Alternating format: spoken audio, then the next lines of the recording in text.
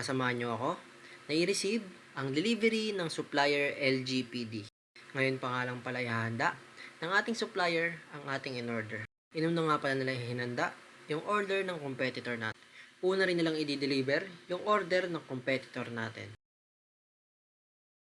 Ngayon, ang order naman natin ng kanilang hinahanda. Nandito na nga pala ako para i-check ang mga bagong deliver na produkto. Kaso, kumakain pa ang delivery boy. Kaya babalik na lang ako kapag okay na. Lunchtime na rin kasi.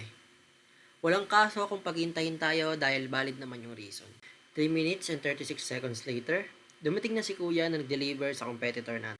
Dumating na nga pala yung isang delivery boy, kaya pumunta na pala agad ako para ma-check na natin agad. Ito ang palaging problema natin sa mga supplier, yung mga naglalagay ng mga produkto sa sahig. Kaya ako, sabi ko, wait lang, kuha lang muna ako ng mapaglalagyan.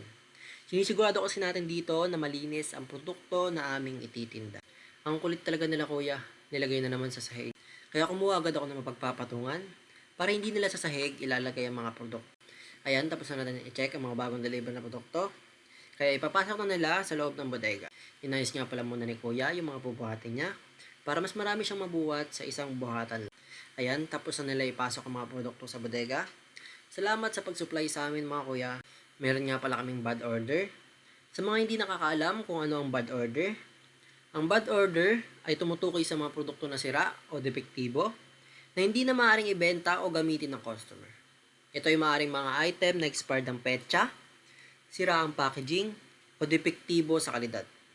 Sa ganitong kaso, ang negosyo ay may maaaring magdesisyon kung itatapon o isasoli sa supplier ang mga bad order na ito. Ito, pwede na natin ilapag sa sahig dahil bad order naman na ito.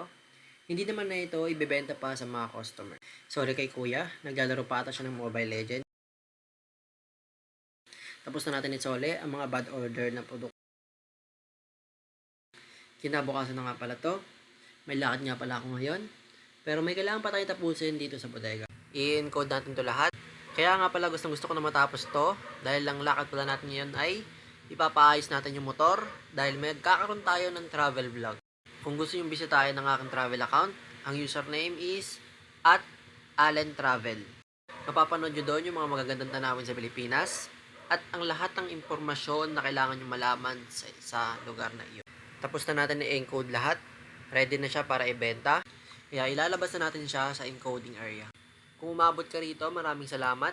Dahil sa iyo, pagpapatuloy ko i-share ang aking mga nalalaman sa negosyo. Tapos na nga pala natin i-encode. At ready na rin ang mga produkto para ibenta. Kaya makakaalis na tayo.